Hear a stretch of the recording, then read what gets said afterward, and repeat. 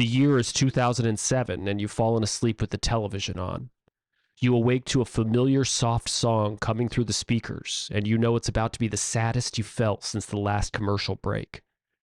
You struggle to find the remote and change the channel, but you're too late. Images of brutally abused and sad dogs begin to cross the screen. For only 60 cents a day, a voice tells you, you could help save these poor animals from a terrible fate.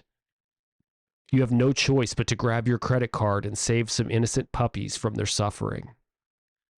But how much of that 60 cents a day, or $18 a month, really ended up going to save those poor pups? The Sarah Mclachlan song Angel was a massive hit upon its release in 1998. The slow tempo and somber track was written about the death of rock musician Jonathan Melvoin. Jonathan had passed away from a heroin overdose while performing as a touring keyboardist for the Smashing Pumpkins in 1996. In addition to his time playing keyboards for the band, Jonathan had performed and recorded music with many other notable acts such as the Dickies and the Prince side project The Family. His young age and the tragic circumstances of his death, an overdose while alone in a hotel room on tour, led Sarah Mclachlan to pen the emotive song. After reading a story regarding heroin use among famed musicians, she said that she identified with the feelings that might lead someone to use heroin. I've been in that place where you've messed up and you're so lost that you don't know who you are anymore and you're miserable, and here's this escape route. I've never done heroin, but I've done plenty of other things to escape. She said that the song is about trying to take responsibility for other people's problems and trying to love yourself at the same time. 10 years after its original release, the song Angel was repurposed. While the slow and solemn tone perfectly matched the original subject matter, it was just ambiguous enough to be applied to a variety of other heart-wrenching subjects. Sarah teamed up with the ASPCA, the American Society for the Prevention of Cruelty to Animals, to produce a 2-minute commercial utilizing her song. In addition, Sarah herself was featured throughout the video. Over her sad song, Sarah gives voiceovers detailing the horrific abuse and neglect experienced by dogs. Dark images of neglected, discarded, and disabled dogs are shown throughout the commercial. At the end, she asks the viewer to call or go online to pledge an $18 a month donation to the ASPCA to help save these dogs from their terrible fate. But who is the ASPCA? And where does the donation money actually end up? The American Society for the Prevention of Cruelty to Animals is a non-profit organization established in 1866 in New York City. The stated goal of the organization is to provide effective means for the prevention of cruelty to animals throughout the United States. This group was the very first animal rights organization in the U.S.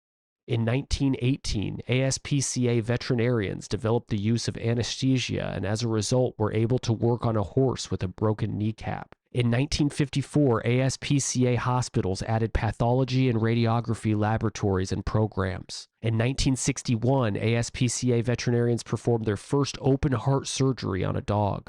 Over the years since, the organization has made many other contributions and launched several important initiatives to help a variety of animals. If this organization has done so many actual positive things over the years, what exactly is the controversy surrounding it? The ASPCA commercial featuring Sarah's Angel began airing in early 2007. By December 2008, it had raised more than $30 million for the ASPCA, quickly becoming the organization's most successful fundraising campaign. The commercial has continued to drive attention and donations to the organization over the years since its release. In 2021, CBS News ran a special report on the ASPCA and the Angel commercial in particular. The report stated that a large portion of those that donated were under the impression that their donations were directly funding local chapters of SPCA. The name SPCA is common to hundreds of different separate organizations with focus on local animals in need. The ASPCA, while similar in name and appearing to be an umbrella organization for separate SPCA chapters, is not in any way affiliated. To make matters worse, the ASPCA regularly solicits donations at local level events and businesses across the country by referring to themselves as your local ASPCA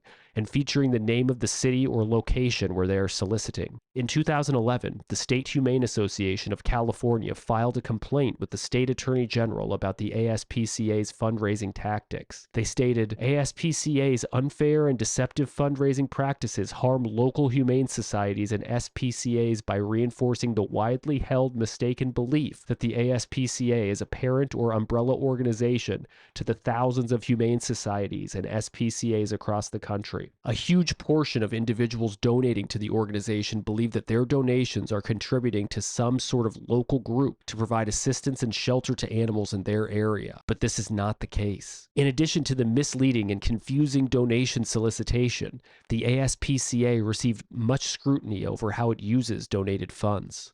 In 2021, despite an annual budget of $129 million, the group gave only $5.8 million to support animal shelters. The independent watchdog Charity Watch finds that the ASPCA spends 49% of its budget on overhead. According to information from the organization's 2019 tax forms, only about $7.75 of each $19 monthly donation received actually went towards hands-on help with animals across the country. Since 2008, when the Sarah Mclachlan commercial really began to take off, the organization has raised more than $2 billion for animal welfare. In that time, they spent roughly $146 million of these funds, about 7%, on actual local animal welfare groups. In financial reports released in 2016, it was reported that 128 ASPCA employees received more than $100,000 in annual compensation. In 2020, it was revealed that the CEO of the organization was paid $750,000 per year. Every day, innocent charity CEOs work their absolute hardest, raising money for their organizations. In return, they are violently underpaid, and they're crying out for help.